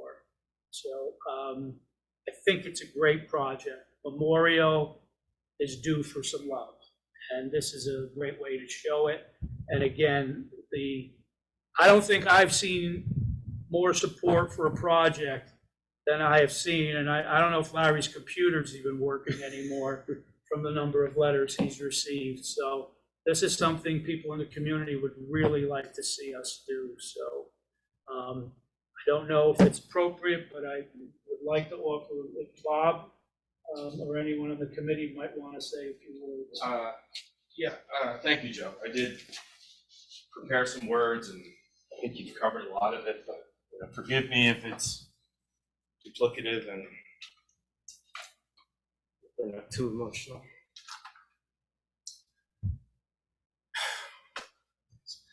All right, Mayor Smith and the village trustees, thank you for your time and consideration. My name is Bob Clinton, and as you may be aware, my son died in a horrible accident last August. Yeah. Brian was an Irvington High School graduate of the class of 2018. He spent his youth taking advantage of many of the Irvington Rec Department programs. The Rec Youth Baseball program was always the most important to him, always with myself as his coach. Rec basketball was followed by modified JV and varsity. He was a starting pitcher and third baseman. He loved baseball more than anything, and he represents the village superbly. I have wonderful memories of attending his games at Memorial Field.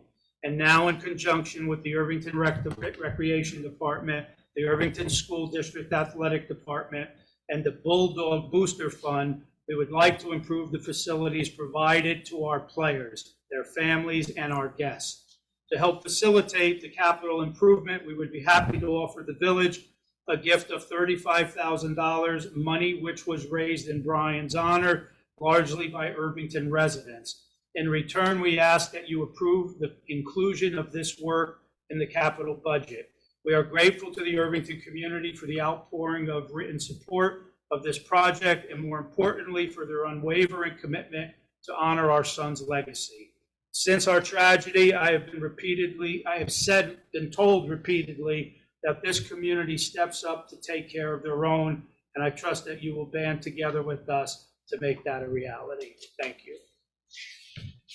And thank you, Joe. Sure. And the 35,000 is just what we have on account right now, ready to be transferred whenever this is approved.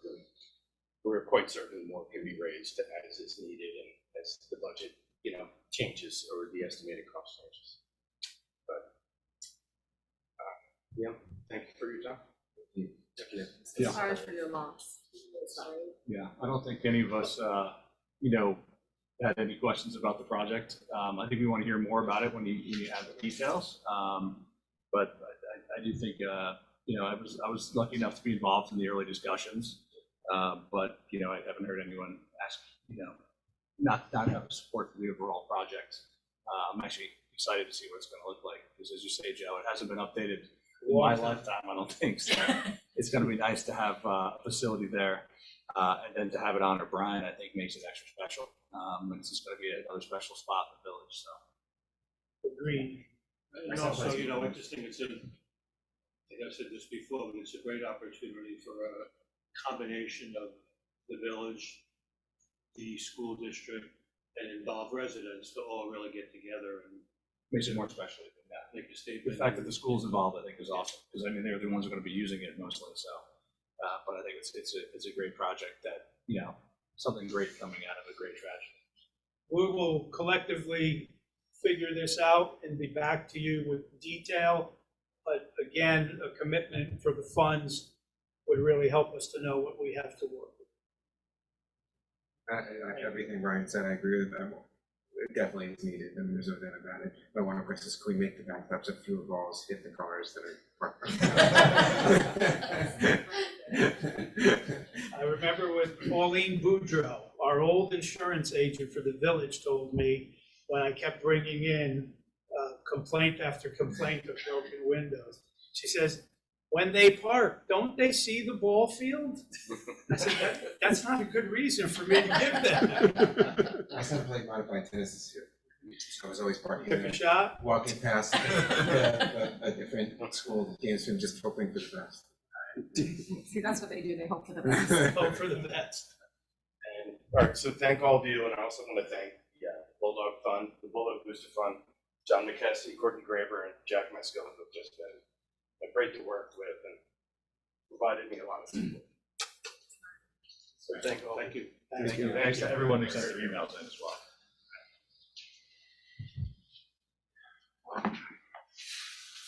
So, Joe, yes, if you could, while you're still sitting there, whatever you want. I think at the. Thanks, guys. Thank you. Thank you. Thank you. Night. I think it might be helpful to hear a little bit about the trials and tribulations of the basketball court and the work that's necessary there. Oh, sure. Just because it's obviously it's a big project. So the basketball court, which was built in 2002 or 3, I believe, and the actual treasurer for the project that raised the money was Dr. Lonke before he got involved in government.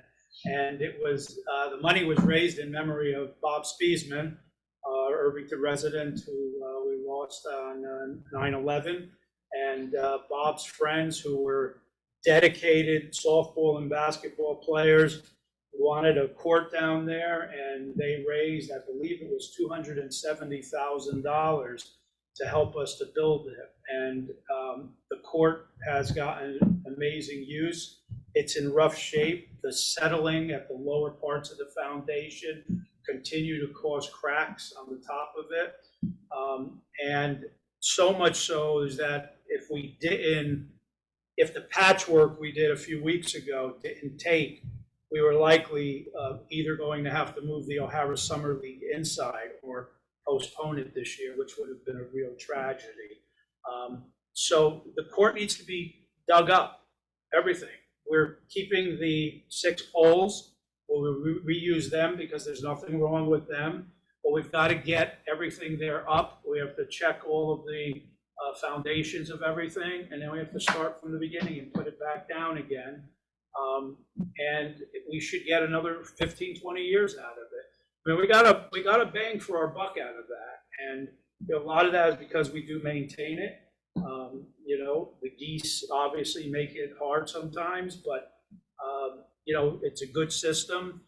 If I get a call from a resident at night, my kid's down there, the lights are off, we turn the lights on for them, especially if we have somebody on duty. And Sunday mornings at 6:30, 7 in the morning, as soon as the gates open, there's full court games that start with people who just show up to play. So the Summer League will be running for, I believe, the 28th year, starting on June 26th. 16 high school basketball teams from around Westchester and Rockland County, longest running summer league in Westchester for high school students.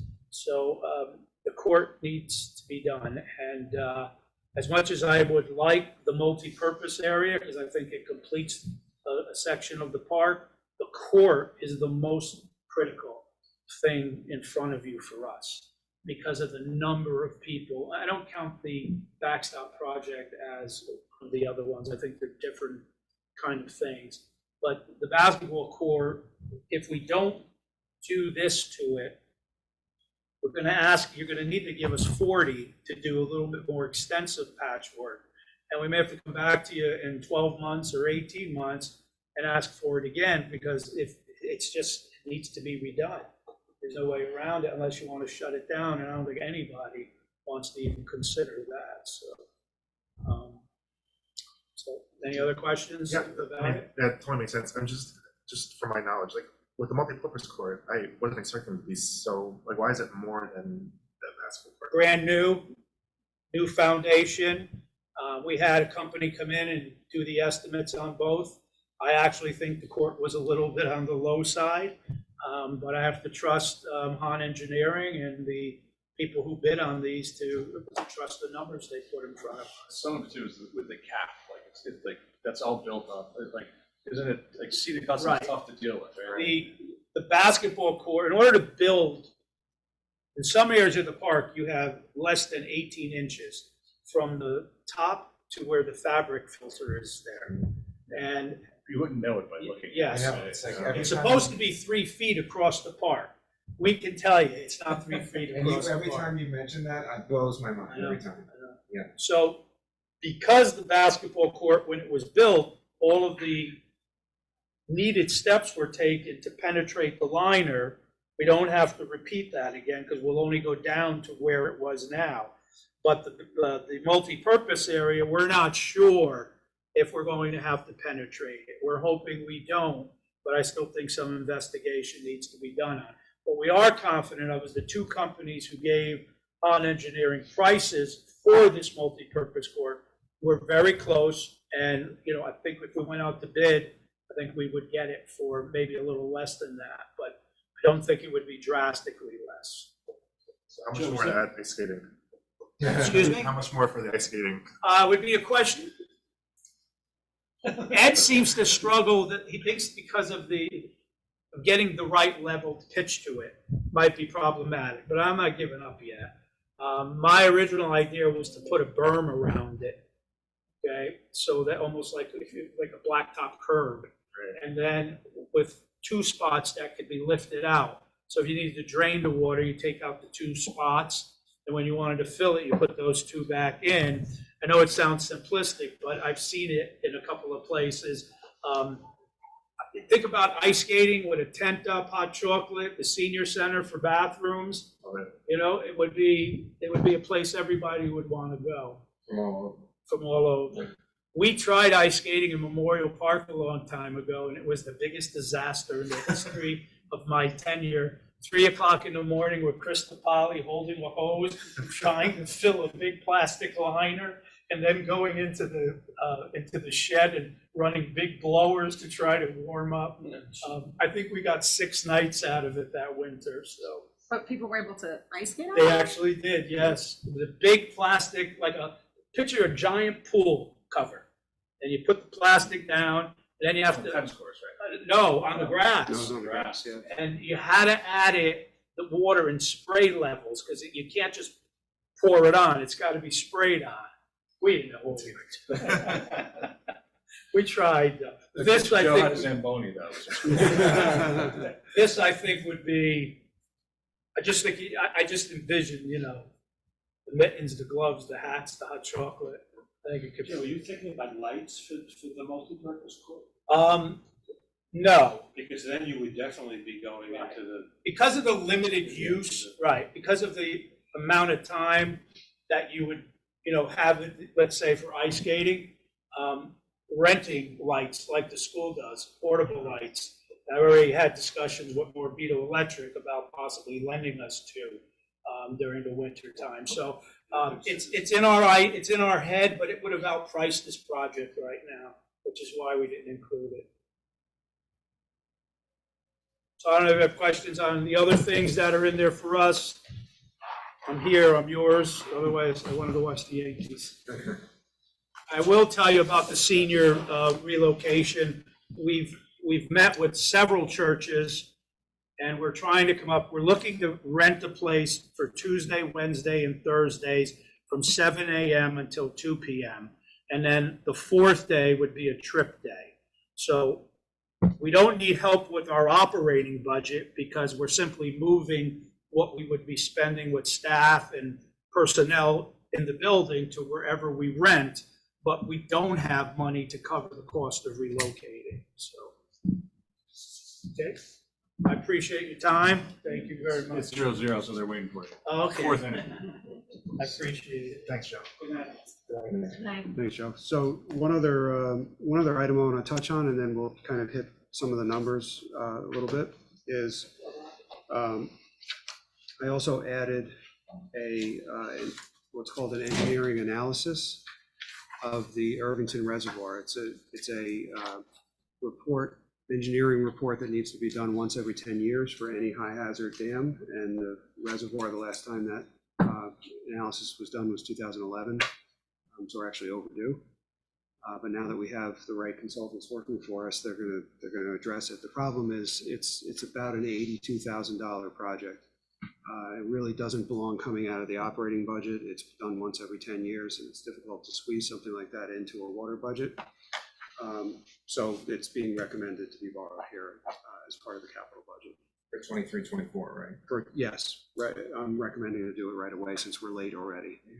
And what I will say about that, and I think this is just something to keep in the back of your mind, the indications that I'm getting right now from the engineers, now that they've had a chance to review all the documents from the previous engineering analysis, which was never formally approved by the DEC.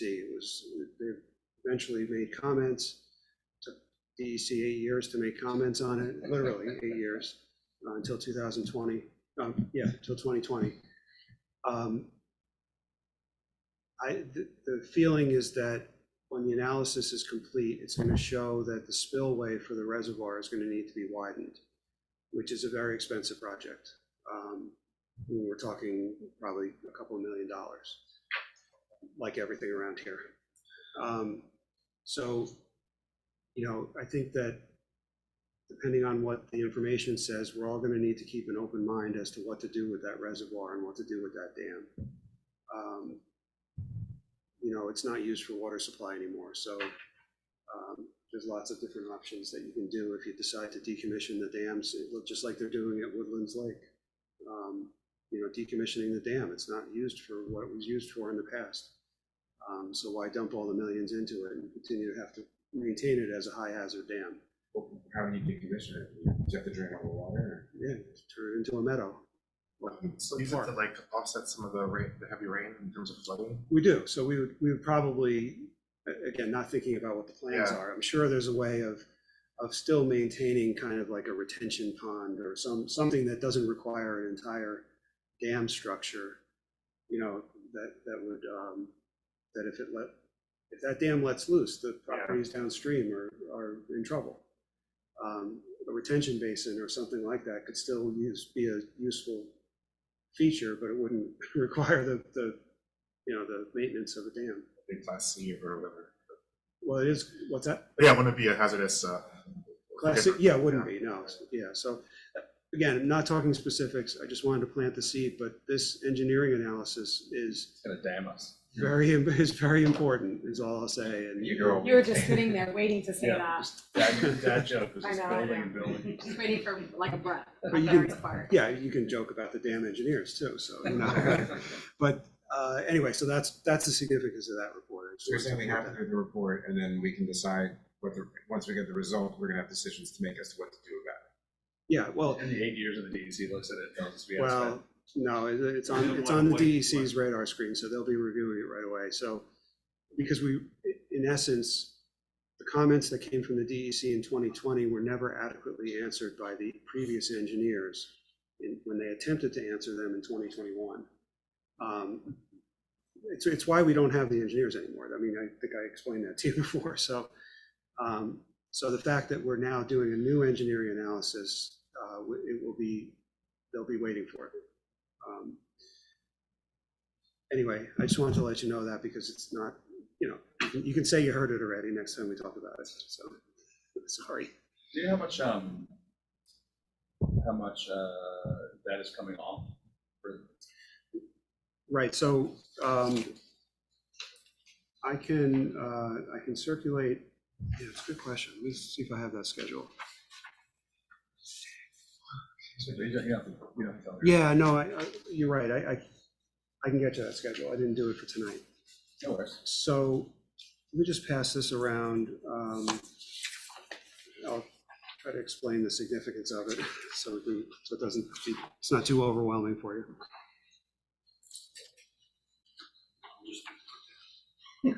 Yeah, exactly. So I don't want to jump around too much, but there were two things that jumped out at me. For the 23-24, there's a 650,000 item for the firehouse. I yes, assume that's pending approval of the voters, right? no. That's the design. Sorry. Yeah, that's the money that you committed already. Oh, gotcha, okay. Yeah, so that's why that's the only component that's in this capital budget relating to the firehouse, because you've made a, That's a thing at the end. Yeah, and the other question I have to do, that clock tower restoration's also already been done, right? that has, yes. And that's why, We should take it out then. Well, you can't decide to not do it now. It's like voting against the debt ceiling. Yeah, exactly. We already spent it, but we're gonna vote Now against you're turning your app with the light colors. Right. So on that item, and that's exactly why back in, I think, January or so, we presented to you the kind of the wrap up of the clock tower project with all the finances, so that you understood that, so it wouldn't just appear in this capital budget out of nowhere, so. Okay, so the schedule that you have is, this is a list, this first page is a list of what the debt service payments would be, just estimated, what the debt service payments would be if every project in the first year of this list that we just went through, if every project was approved, okay? So again, just year one that we're talking about. What does water recommend? I'm sorry, did you get? non-water recommended. Water recommended? I only got the water, I'm sorry. Oh, there must be two. Are there two things? There's water and non-water, I'm sorry. I see, Oh, I got non-water too. Do you need a Not, water? you don't want- non-water is what we're talking about. Okay. Okay. No, I didn't send around the water ones, but I think I might have picked up a couple by mistake, and I Yeah, apologize. that's right. Yeah, Right. yeah, we'll get to, Water. Okay, this is water here. okay, so, yeah, great. We'll talk about that in a minute. It's less significant, so that's why it's, yeah. Okay, so, so again, if every project in the first year of this was approved, the debt service that would be required in next fiscal year would be $308,300. That's that first item. And then the following year, if the next set of projects were to be approved, then you'd have now 2 years of projects, and the debt service would now be up to $718,000, or an increase of about $410,000. And then you can see the numbers go up from there, and then they start to tail off a bit. But that's for the project, that's if we These are approve every just- project that's in here. Yes, exactly, right. And these are just the new projects that we're talking about. What that would do to the village's debt service is, on the next page, which is labeled non-water pro forma. So that combines the existing debt service with the newly approved projects, should they be approved. And it just shows you the level of debt service that would be reached. And this includes everything in here, not just the 2023, 2024 stuff, but everything in this budget. Right, the first year would kick off that 308,000, the second year would kick off an additional, and then each year after that would kick off new debt service. So if I live to 2050. This doesn't include like the new firehouse. None of this, except for the 650,000, none of the Right. firehouse is included in this number. So one of the exercises we'll be going through on the 22nd is to show where the village's level of debt is going, with the firehouse included, and to show where the level of debt service, which is the annual repayments, where that's going. And one of the things that we'll do is update our information that was originally talked about back in July of '22, at the last time we talked about capital budget, where when we were talking about some of these big projects, we laid out the total debt that the village has in comparison to what our constitutional limit is, what the limit of debt is. And we took that as a percentage and compared that percentage to all of our neighboring communities. And it shows, without the firehouse project, it shows that our level of debt is below the average of what our neighboring villages are. We also took the amount of debt service as a percentage of our general fund budget and compared that percentage to the other villages, and on average, we're less than what the other villages are. When you introduce the firehouse project, it flips that and puts us into the above average, not the top, but above average. That was back in '22 when this was a firehouse project and not a firehouse and municipal project. So we're going to update all of that. obviously with the new numbers. But that's something we'll work on for the 22nd. I mean, I know of the $20 million DPW building. Yeah, it's gone up from there. They had a goal. Started at 12, I think, or thereabouts. Yeah. But yeah, Yeah, it's like 20, I thought. yeah, it's more than that. Yeah. They're bigger than us though, right? Nope, No, smaller. They're small. yeah, they're like 5,000. And then you look at what Tarrytown's done. We were talking about this in the last 10 years. 2 firehouses, village hall, waterfront park, pool, Senior center. pickleball courts, tennis courts. It's crazy. And their level of debt shows it. They're on the top end of the range. We wouldn't exceed where they are, but Elmsford hasn't done anything. So Katie, They have somewhat one there. related, somewhat incidental, but somewhat related to this, you had sent out the Moody's rating of the village. How do we compare with our sister Rivertown villages in terms of, you know, it had a lot of A's and capital A's and small A's. And I didn't understand exactly what I was reading through. right. But I'm assuming we have a good rating. It's been upgraded, I know, over the last year or two. Mm-hmm. One, where do we compare, if you know, to our other Rivertown villages? And two, that we could talk about this on the 22nd, you know, how would the firehouse project possibly have an effect on that? Okay, yeah, I don't know offhand, but I can definitely look into that and have that ready for Yeah, we'll next update week. that schedule. What I will say, though, is that, you know, the things that the bond rating agencies look at, and Brian knows this from being involved in some of our ratings calls, the things that the bond rating agencies like to see are not always aligned with managing a good government and running a village properly. They would like to see very large and excessive fund balances on our books. But you as elected officials can't look your taxpayers in the eye and say why you have all that money there sitting in the bank, you know? But the rating agencies love it.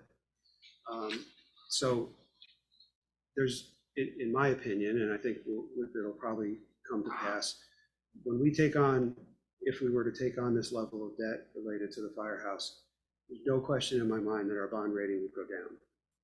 Will it go down multiple spots? I doubt it. Some of it is related to how much fund balance you decide to use. If you're aggressive and you use every last penny in the bank, that's going to be a problem. If you're conservative and use what's appropriate and leave an appropriate cushion in the bank, then that's looked upon more favorably. But you're right, Larry, the rating was upgraded from AA2 to AA1, and that is 2 steps below AAA, if I remember right, or maybe it's 1 step below AAA. I think it's 1 step. So I think they said they couldn't bump us 2. Yeah. To get us to AAA, so they typically only go 1. and especially for our layer of government, it's difficult for a village And I to. was noticing that the one take home I saw was when they were doing comparisons, I guess, to other similarly rated communities. Yes. We're much smaller than the average community that gets that rating. We're much smaller, both for our population, for our tax base, for our tax rates, and all of that, yet we still have this very high rating. Right. So, you know, again, I don't know, can we afford to lose a step on the rating and still be within the realm of our sister Rivertown villages in terms of borrowing ability to borrow? Yeah, and I think when we show some of the comparisons side by side, we'll also now include the bond rating to give an idea of the level of debt that some of these other communities have and what the impact is. You know, I don't think that I don't think that any plan that we've looked at and the level of debt that we would be taking on and the level of debt service, I don't think any plan would somehow push us a drastic number of bond ratings lower, you know, where now we're AA1 and we'd end up as, you know, A3 or something, you know, 6 steps down, you know, I don't think I don't that's. think Tarrytown's junk bonds. So Yeah, no, I clearly not, but we'll confirm all that just to be sure. But anyway, so yeah, it will have an impact, no question. But like I said, the things that impact, the things that rating agencies like to see are, you know, the speed at which you're paying back your debt, the burden that's already on the taxpayers, not just from village government, from all the layers above us. They look at all those things, which are somewhat out of our control, and the amount of reserves that you have. So if you're starting to use those up and you're adding extra debt service, it's not the right equation that they want to see. But you have to run a village, so got to balance that out. And I do think that our amortization schedule kind of shows we haven't had a major project that are like that. Yeah, I mean, We don't have a lot of shiny facilities. The latest thing, I guess, the library and Scenic Hudson Park, yeah, and then obviously the purchase of the Irvington Woods, the main purchase, 25 acres up there. And those are your big projects in the last 25 years, 20 years. Yeah. So, all right. Well, so I think Thursday's discussion, you know, adding in the firehouse component, adding in this component, you know, putting it all together and giving you kind of a broad view of it, it will be helpful to put it all in context, because I know there's a lot of moving parts here, and I know that, I mean, it's a lot to absorb, you know what I mean? So in a typical year, it's easy to just look at a few projects and say, yeah, that's necessary, let's move on. But when you have the, you know, the prospects of upgrading our facilities on the horizon, it's difficult. More than doubling or something like that. Yeah. So, look, I mean, we're going to be aggressive on the grants. I know you asked about that, and you know, until you have any sort of plans to work with, you can't really start working in that direction. But we've, you know, our grant consultant has attended a couple of our projects meetings, and one specific dedicated to the firehouse project. So she's well aware of the, you know, the elements that are involved. So we're going to be aggressive. Yeah. Do we know from Hartley and Terrytown whether their firehouse projects or whether they were able to get any grant money? I can find out. What I will say is that the reason I was kind of not optimistic about firehouse construction is that the last time FEMA was the last federal agency that offered any sort of firehouse construction money, and it was in 2009, and it was in response to the financial crisis. It was as a result of the whatever the stimulus package was called back then. It's not ARPA, but there's another name for it. One of the acronyms, and that was the last time that they offered it, and they didn't make any distinctions between disadvantaged and regular communities, but it hasn't been offered again, and that was 2009. So again, I think it's will be worth all of your time. Maybe your successor. It'll be worth all of your times to start getting your legislative representatives familiar with the project, so that there's at least an opportunity for earmark or some other federal funds, because the scale of this project is you're not going to be applying to the state for, you know, $50,000 for this. You know what I mean? It's just not going to cut it. One thing I'm wondering about is getting rid of the current rec building. I mean, it feels like could we do something like that? Like, I don't know. So what I should have said before I was presenting kind of the budget numbers is we made assumptions on our level as to what we see as the most logical path. But that doesn't mean that you couldn't turn around and say, you know what, that property, okay, the building's maybe not worth anything, but we really need a parking lot there. Yeah, whatever, you know. Compost center. Fine, yeah, whatever. You know, you decide. That can make money.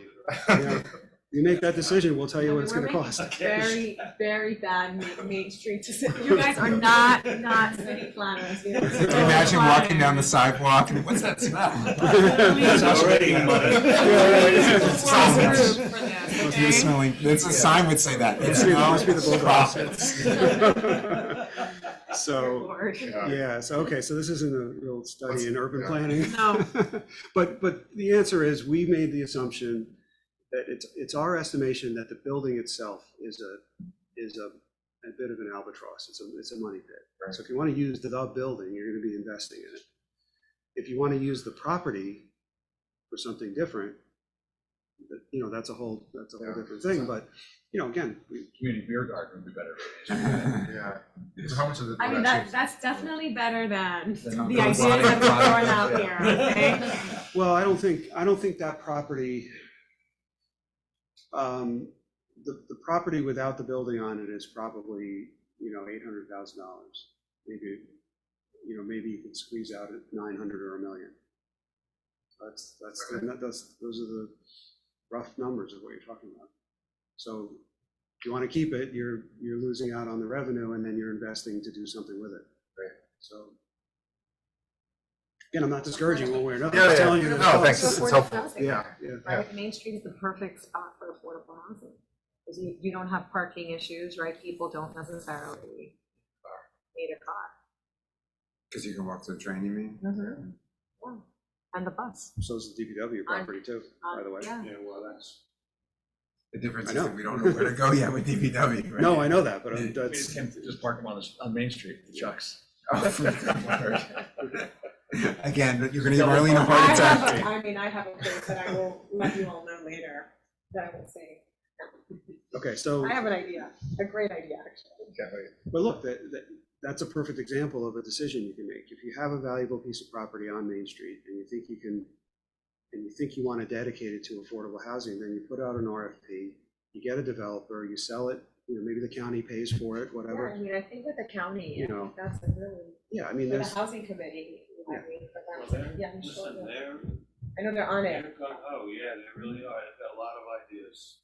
yeah, so we just looked at the numbers. We didn't look at the uses because those aren't our decisions to make. Those are your decisions. So, we looked at it and said, we're going to have a purchase across the street without being specific. That needs to be negotiated. And we have a relatively valuable piece of property that needs to be monetized. If you don't want to, that's fine. What are the next steps? I know we're meeting again next time, but then is there like a public hearing for this again, like there is for the? There's no public hearing. Okay. So, next time when we put it all into context, what we hope we can get is some agreement and adoption of the capital plan the way it exists, or however you modify it. And with that, once that's adopted, and we hope you do, either next meeting or the one after, we would then turn around and come back to you with bond resolutions for you to adopt that will authorize the borrowing that you just approved. And that's Again, the end of it. at that point, that would be just sort of pro forma. We would have already discussed and known what the resolutions are. We would just guess the resolution. It's like the debt Yeah. ceiling. You've already agreed to it now. Yeah. Second time that's come up to you. Kind of, yeah, I guess. Apparently that's a model for everything. Yeah, the No, but bond my resolution point is- just implements what you adopted here. Right. That's all it is. Right, Of but the that'll first year give us- only. Right, but we'll already have our sort of talking points to get it out to the public and to discuss with the public at the end of the second, 2 meetings, pretty much, right? Are we talking capital budget or? No, I'm talking about Firehouse. the firehouse project. Yes, okay, I was addressing the capital budget Right, part of it. So no, that's okay. The capital budget, let me just separate that out. Right. The capital budget would be theoretically adopted on June 22nd. We come back in July with bond resolutions that you would pass, and that would implement the first year of that capital budget. And then the projects would start to go forward. Firehouse project is similar track, but the bond resolution that you adopt on July 15th would be a special resolution that would say that this is subject to mandatory referendum, and it's being submitted for mandatory referendum. So at that point, you will have had a public meeting where you and the public have had the opportunity to at least understand what the scope of the project is, recognizing that we haven't sat around and really examined the design and gotten feedback from your neighbors and, none of that. But at least you understand what the scope is. You'll understand what the costs are and what the financing of those costs are after at the June 22nd meeting. At that point, you tell us that the project that you want to see it go forward to referendum, and then the bond resolution happens on July 15th. That's a question about that. So when we say that we vote for it to go to referendum, are we saying we're voting in favor of the project and then want them the? Not I necessarily. was Or- literally about to not ask that the necessarily. other way. That's so Right. funny. I was Or literally about just to ask that the other way. that we want the Public public to to decide. make the decision because this Yeah. is a significant. I was literally financial about to ask that. That's so But I funny. mean, we because I can was- come out, I guess, publicly about what our opinion is. Yeah. You absolutely, But, right, Yeah. but what we're saying is, and you should, by the The way. public decides, yeah. Right, so, But so I think the act of voting, there's no way to put something on a ballot without voting on a resolution. So you have to get a majority of this board to vote on that bond resolution. There's no other way about it. Because you probably heard Mary Ann say this 1,000 times over your years here. You can't just put anything you want on the ballot. You can't just ask a question to the community and decide someday to put on. Three things. There's very limited things that you can put on a ballot. One of them happens to be a bond resolution. The normal course of action with a bond resolution is that the board decides that they want to borrow money. Wait 30 days. Right, then you have to publish that notice in the newspaper, in the official newspaper, and if there are enough signatures, enough of a petition is filed with the village board within 30 days of publishing that resolution, then it has to go to mandatory referendum, and it has to go on the ballot. I'm short circuiting. But you're not even going to that step. You're affirmatively saying, we're voting for this bond resolution to adopt it, and we want it to go to referendum. I mean, the way I look at that That's vote all. is what I was saying. That's funny because I was going to bring it up. I'm saying is that I think enough of this project that if the people of Irvington Want it? Yeah. want it, then I would think that it's worthwhile. I wouldn't put anything in front of them, like you're saying, like, If it let's wasn't build like worthwhile. a circus ground, Yeah, right, right. Like, I'm not going to vote for that, Right. But like, and I think I don't know. I mean, I don't know. I've never done something like this before, so I am very open minded. But like, I almost feel like the board should be kind of not advocating, right? I mean, it's like, we think this is a worthwhile project. If you guys do, tell us what you think, right? Isn't that the idea of referendum, or am I missing something? I'm not sure about that. No? I mean, I think you can have an opinion one way or another if you choose to, but what we're saying is, our opinion notwithstanding, the vote of the public is going to decide this issue. Yeah, exactly, because I think that's the way it has to be. Anything that big, I think, no board should be adopting without the public. And we could try it, and then they could say we want a referendum, but Right. I think we just decided that we're taking on double our debt, so it makes Yeah. sense to. Yeah, I don't think any of us Combine. wanted to bypass them from the very beginning. The You discussion said that was from the always, beginning, yeah. Yeah, no, we fully expected that. I mean, Yeah, this and is- honestly, like, I feel like we have 50% of the information right now, I mean, we have a conceptual plan and we have detailed drawings that we flip through in about 15 minutes and cost estimates. Right. So to me, like, we still, I'd love to, I don't know what I have exactly planned, but having the fire department come and talk about how it's meeting their goals, having Larry do it again, having Ed do it, have Greg Allen do Yeah. it, like, to me, that's what's gonna either sell it or not, Agree. and the police department, I mean, the lack of shooting ranges, we've talked about it so many times. And the extra the lack of space. space here, getting Village Hall opened up again upstairs, I think would be great, but then, having a staircase, like, all that stuff, I think it's an interesting project. Now, we still don't know what the average, cost to a taxpayer is gonna be yet. That's gonna be the other side of that. All those great things are gonna be weighed, and it's gonna come out which way. And I think that's what, I don't think any of us know that, but I think we know that the project's important enough, that it addresses enough issues potentially that we want to potentially put it forward. Yeah. But yeah, I agree. I don't think we have to all be out there, telling people to vote for it. But if we feel that way, obviously we think enough of the project to push it forward. But I still think, that's what I was saying earlier, how like from, say July, when we decide, to November is when we're gonna really find out about it. My guess is there'll probably be more than one information session on it. It's gonna be. Yeah, I don't think we're planning on doing anything in the summer on that. Right, because September, October. Yeah, but September, October, and that's appropriate in terms of when the vote is. The vote's in early It November. makes perfect sense. And I assume that Arlene and John and I are gonna get questions if we are out there at all, you know, before the election. Because we'll probably still do some farmers markets and stuff, even if we're opposed, you know? Yeah. So, you know, I mean, we need to be ready to answer those questions. Right.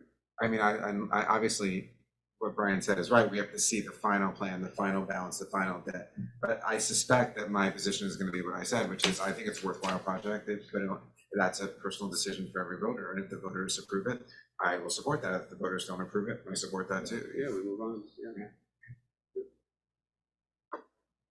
Interesting times. Okay, so that's the plan going forward. Any questions about any of that, or? I'll make a motion to adjourn then. If I got a second. Second. All in favor? Aye. Thanks. Emphatically. There you go. Have you guys ever seen the video? I think